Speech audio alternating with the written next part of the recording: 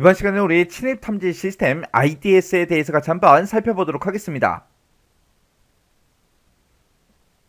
자, 우리 침입 탐지 시스템이요. 침입 탐지 시스템을 보고 우리가 이제 IDS 그렇게 이제 부릅니다. 이 침입 탐지 시스템이라는 거는 컴퓨터에 이제 비정상적인 그런 사용이 됐든 아니면 오용이 됐든 남용이 됐든 이런 것들을 전부 다 이제 실시간으로 탐지하는 그 시스템을 보고 우리가 이제 침입 탐지 시스템 그렇게 이제 부르는 거예요. 우리 방화벽에서는 외부에서 이제 내부로 들어오는 것들은 그 패킷의 이제 내용을 엄밀하게 이제 체크를 해서 인증된 그런 패킷만 통과를 시키죠. 해서 내부의 이제 불법적인 그런 사용 그런 것들은 검사를 이제 못 한다고요. 해서 이 방화벽 침입 차단 시스템만으로는 내부의 사용자의 이제 불법적인 그런 행동 그리고 외부에서 이제 들어오는 그런 해킹에 100% 완벽하게 이제 대처를 할 수가 없어요. 그래서 문제가 이제 발생하게 되면 이제 모든 내 외부의 이제 정보 흐름을 실시간으로 전부 다 이제 차단하기 위해서 해커의 이제 침입 패턴에 대한 그런 이제 추적, 유해 정보 감시 이런 게 이제 필요로 합니다.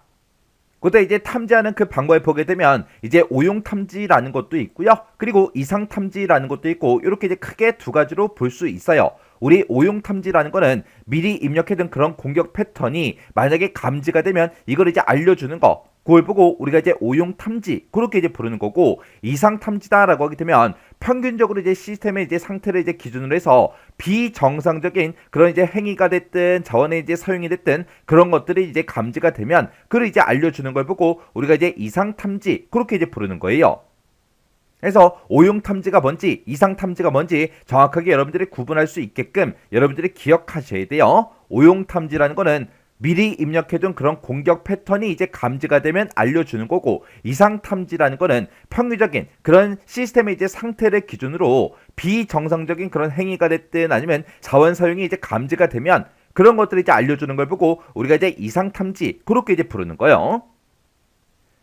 그때 이제 침입 탐지 시스템을 보게 되면 크게 보게 되면 이렇게 이제 두 가지로 나눠 볼 수 있어요. 우리 HIDS라는 게 있고 그리고 우리 NIDS라는 게 있고 이렇게 이제 크게 두 가지로 나눠 볼 수 있습니다. 여기서 첫 번째 글자가 이제 우리 H요. H가 이제 호스트 베이스 그리고 여기서 이제 N이라는 게 이제 네트워크 베이스요.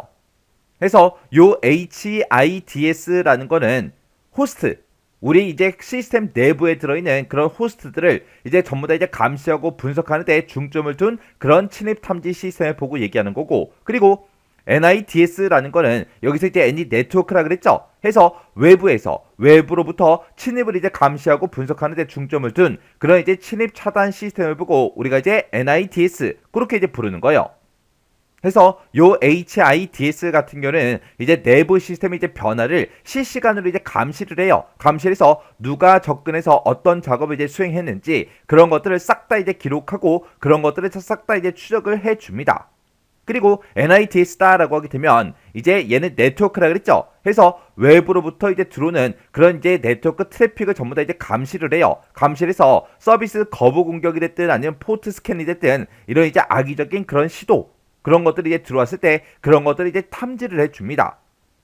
그때 우리 HIDS의 종류에 보게 되면 우리 OSSEC라는 것도 있고요. 그리고 MD5 diff라는 것도 있고 그 다음에 AID라는 것도 있고 우리 3IN이라는 것도 있고 이런 것들이 있어요. 그리고 NIDS의 종류에 보게 되면 이제 스노트라는 것도 있고요. 우리 지크라는 것도 있고 이런 것들이 있습니다. 그래서 우리 HIDS는 이제 호스트 베이스 해서 내부를 이제 감시를 하더라. 그리고 NIDS는 이제 네트워크 베이스요. 그래서 얘는 이제 외부를 이제 감시하는 거예요. 그래서 이제 내부 감시를 이제 중점을 뒀냐, 외부를 이제 감시하는 그런 거에 이제 중점을 뒀냐, 거기에 따라서 지금처럼 이렇게 이제 두 가지로 나눠 볼 수 있습니다. 그때 이런 이제 침입 탐지 시스템을 이제 어디다가 설치하냐, 그 위치에 따라서 이제 탐지하는 그런 내용들이 바뀌어요. 만약에 이제 내가 이제 침입 탐지 시스템을 이제 설치를 하는데 그때 이제 라우터로 들어오기 전에 패킷이 이제 라우터로 들어오기 전에 이제 설치를 하게 되면 네트워크에 이제 시도되는 모든 공격을 전부 다 이제 탐지할 수 있습니다. 그리고 이 침입 탐지 시스템을 우리가 이제 라우터 뒤에다가 이제 설치를 하게 되면 라우터에 의해서 이제 패킷이 이제 필터링이 되겠죠. 그런 이제 패킷 필터링을 통과한 그런 공격을 이제 탐지를 할 수가 있고요.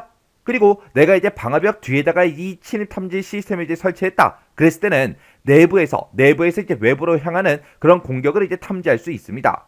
그리고 내부 네트워크에다가 이제 설치를 한 경우에 그때 내부 네트워크에 해킹 공격을 전부 다 이제 탐지할 수 있는 거고요. 그리고 DMZ 하고 나는데 이 DMZ라는 거는 외부 인터넷에 서비스를 이제 제공하는 그런 서버가 위치하는 그런 네트워크를 보고 우리가 DMZ 그렇게 이제 불러요. 만약에 DMZ에다가 내가 설치했다 그러면 강력한 그런 외부 공격이나 내부 공격으로부터 우리가 이제 중요한 데이터를 이제 보호를 하거나 아니면 서버에 이제 서비스가 이제 중단되는 그런 것들을 전부 다 이제 방지할 수 있습니다. 그래서 우리가 이제 침입 탐지 시스템을 이제 어디다가 설치하냐에 따라서 이렇게 이제 공격을 탐지할 수 있는 것들이 조금씩 변경이 돼요. 바뀌니까 각각 이제 이런 위치에 대해서 여러분들이 구분할 수 있어야 돼요. 요런 게 우리의 침입 탐지 시스템 IDS요. 그 다음에 이제 침입 방지 시스템이요. 침입 방지 시스템이 우리 IPS요. 얘는 그냥 쉽게 생각하면은 우리 앞에서 좀 전에 했던 방화벽 있죠? 그 방화벽이랑 침입 탐지 시스템 그걸 이제 결합해 놓은 게 우리의 침입 방지 시스템이다. 얘는 침입을 탐지만 하는 게 아니라 방지까지 해주는 거예요. 막아도 주는 거예요. 그래서 비정상적인 그런 트래픽을 능동적으로 전부 다 차단하고 격리하는 그런 보안 솔루션을 보고 우리가 침입 방지 시스템이라고 하더라. 여기서 이제 방화벽하고 침입 탐지하고 합쳐놨다 그랬죠? 결합했다 그랬어요. 그때 이제 침입 탐지 기능으로 우리가 패킷을 하나씩 전부 다 검사를 합니다. 검사를 하다가 비정상적인 그런 패킷이 탐지가 되면 방화벽 기능을 이용해서 우리가 해당 패킷을 아예 차단시켜요. 그게 이제 침입 방지 시스템. 침입 방지 시스템은 방화벽이랑 침입 탐지 시스템을 결합해 놓은 거다. 그래서 비정상적인 그런 트래픽을 능동적으로 차단하고 격리하는 그런 보안 솔루션이다. 그렇게 이제 기억하시면 돼요. 그 다음에 이제 데이터 유출 방지 DLP요. 얘는 데이터 유출이다. 그럼 유출이라는 거는 내가 가지고 있던 게 이제 밖으로 빠져나가는 걸 보고 얘기하죠. 해서 내부에 들어있던 그런 정보가 외부로 이제 유출되는 걸 방지하기 위한 그런 보안 솔루션을 보고 우리가 데이터 유출 방지라고 합니다. 그래서 사내 직원이 사용하는 PC가 됐든 네트워크 상에 모든 정보들을 전부 다 검색을 해요. 검색을 하고 메일이 됐든 메신저가 됐든 웹하드가 됐든 네트워크 프린터가 됐든 이런 사용자 행위를 탐지하고 통제를 해서 외부로 유출을 사전에 막아주는 거. 그게 이제 데이터 유출 방지 DLP요. 그 다음에 이제 웹 방화벽이요. 웹 방화벽. 앞에서 방화벽 했는데 여기는 이제 웹이라는 말이 붙었네요. 얘는 이제 일반 방화벽이 탐지 못하는 SQL 삽입 공격이 됐든 크로스 사이트 스크립팅이 됐든 이런 웹 기반의 공격을 방어의 목적으로 만들어진 그런 웹 서버에 특화된 그런 방화벽. 그걸 보고 우리가 웹 방화벽이라고 합니다. 그 다음에 이제 VPN이요. VPN이라는 거는 우리말로 하게 되면 가상 사설 통신망이요. 사설 통신망이 있긴 한데 뭐다? 가짜다. 그 얘기죠. 그래서 얘는 이제 공중 네트워크라고 나오는데 이 공중 네트워크가 우리 인터넷 생각하시면 돼요. 인터넷이랑 그 암호화 기술, 우리가 데이터를 암호하는 그 기술을 이용해서 사용자가 마치 자신의 전용 회선을 사용하는 것처럼 그렇게 해주는 보안 솔루션을 보고 우리가 VPN, 가상사설 통신망이라고 그렇게 부릅니다. 암호화된 그 규격을 통해서 인터넷망을 마치 전용선의 사설망을 구축한 것처럼 이용하기 때문에 비용 부담을 줄일 수가 있고요. 원격지의 지사가 됐든 영업소가 됐든 이동근무자 그런 사람들이 이제 지역적인 그런 제한이 없이 업무를 전부 다 수행할 수 있어요. 이게 이제 가상사설 통신망이다. 이 개념만 잘 잡고 지나가시면 돼요. 자, 우리 NAC요. NAC가 우리 네트워크 액세스 컨트롤이에요. 얘를 이제 우리말로 하게 되면 네트워크 접근 제어 그렇게 이제 부르는 거예요. 이 네트워크 이제 접근 제어라는 거는 네트워크에 접속하는 그런 내부의 이제 PC에 MAC 주소를 전부 다 이제 IP 관리 시스템에다가 싹 다 이제 등록을 시켜요. 등록을 시킨 다음에 일관된 그런 보안 관리 기능을 제공해주는 그런 보안 솔루션을 보고 우리가 이제 NAC 그렇게 이제 부르는 겁니다. 얘는 이제 내부 PC의 이제 소프트웨어 사용 현황을 전부 다 이제 관리를 해서 불법적인 그런 소프트웨어 설치를 이제 전부 다 이제 방지도 해주고요. 그리고 일괄적인 그런 이제 배포 관리 기능이라는 것도 있어요. 이런 기능을 이용해서 이제 백신이 됐든 보안 패치가 됐든 그런 것들을 이제 설치하고 업그레이드를 전부 다 이제 일괄적으로 그렇게 이제 해줄 수 있습니다. 그리고 네트워크에 접속된 그런 비인가된 그런 시스템을 자동으로 이제 검출해서 우리 내부에 들어있는 그런 네트워크의 자산을 우리가 이제 관리를 해줘요.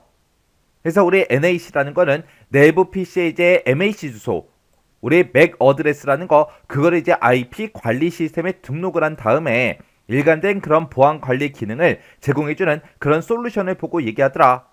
그리고 소프트웨어 이제 사용 현황을 이제 관리를 해서 불법적인 그런 소프트웨어 설치도 이제 방지를 시켜주고, 그리고 배포 관리 기능, 이 기능을 이용해서 백신이 됐든 보안 패치가 됐든 그런 것들을 이제 설치하거나 업그레이드도 전부 다 이제 일괄적으로 이제 해주더라. 그리고 비인가된 시스템을 자동으로 검출해서 우리 자산을 이제 관리를 해주는 그런 역할을 해주는 그런 보안 솔루션이 우리 NAC요. 자, 우리 SSH요. 얘가 이제 우리가 Secure Cell 그렇게 이제 부르는데, 요 SSH가 뭔지 좀 보자고요. 요 SSH라는 거는 원격 호스트에 이제 접속하기 위해서 사용하는 그런 보안 프로토콜을 보고 우리가 이제 SSH 그렇게 이제 부릅니다. 내가 만약에 원격지 시스템에 이제 접속을 할 거예요. 그때 기존에는 우리가 텔넷이라는 걸 이제 이용을 했었는데, 이런 텔넷은 암호화를 이제 제공하지 않아요. 해서 텔넷을 이용해서 우리가 원격지에 있는 그런 시스템이랑 접속을 해서 데이터를 이제 주고받고 하게 되면 되게 이제 보안상 취약하겠죠. 해서 원격 시스템과 이제 뭔가를 이제 주고받고 할 때 그때 이제 암호화를 해줄 수 있는 그런 이제 기술, 그걸 보고 우리가 이제 SSH 그렇게 이제 부르는 겁니다. 그래서 우리 SSH는 다른 컴퓨터에 이제 우리가 로그인을 한다거나 아니면 원격 명령을 이제 실행한다거나 아니면 파일 복사 이런 것들을 이제 수행할 수 있도록 다양한 기능을 지원하는 그런 프로토콜 아니면 응용 프로그램, 그런 걸 보고 우리가 이제 SSH 그렇게 이제 부릅니다. 해서 우리가 이제 SSH 요걸 이제 이용해서 이제 원격제에 있는 그런 시스템이랑 뭔가를 이제 데이터를 주고받고 하려면 일단 우리가 인증을 먼저 해야 되겠죠. 인증을 하고 나서 상대방이 이제 오케이, 나도 오케이 그렇게 되면 이제 데이터를 주고받고 하는 거예요. 근데 이제 우리가 키라는 걸 우리가 이용할 수가 있습니다. 여기서 이제 키라고 얘기하는 게 우리 이제 대칭키다, 비대칭키다 있었죠. 그런 이제 키를 통해서 우리가 이제 사용하려면 사전에 이제 클라이언트의 공개 키를 우리가 서버에다가 이제 미리미리 등록을 먼저 시켜 놔야 우리가 이제 키를 통해서 우리가 그렇게 이제 암호화를 시킬 수가 있는 거예요. 그리고 이 SSH는 데이터 암호화 그리고 강력한 인증 방법 이런 것들을 이제 사용하기 때문에 보안성이 낮은 그런 네트워크에서도 우리가 이제 안전하게 이제 통신을 할 수가 있습니다. 그때 이 SSH는 기본적으로 22번 포트를 이제 사용을 해요. 그래서 우리 SSH는 이런 이제 암호 방식을 이제 사용해서 원격제 이제 시스템에 접근을 해서 우리가 암호화된 그런 이제 메시지를 주고받고 할 수가 있습니다. 그래서 우리 SSH라는 거는 22번 포트를 사용한다. 요거 이제 정확하게 여러분들이 기억하시고요. 그리고 키를 통한 인증 방법을 우리가 사용하려면 어떻게 된다? 서버에다가 미리미리 그런 공개 키를 등록을 시켜야 되더라. 그리고 데이터 이제 암호화 그리고 강력한 이제 인증 방법 이런 것들을 우리가 사용하기 때문에 보안성이 낮은 그런 네트워크에서도 안전하게 이제 통신할 수 있게끔 그렇게 이제 제공해 주는 그런 프로토콜, 그런 응용 프로그램을 우리가 뭐라고 한다? SSH라고 그렇게 이제 부르는 거예요.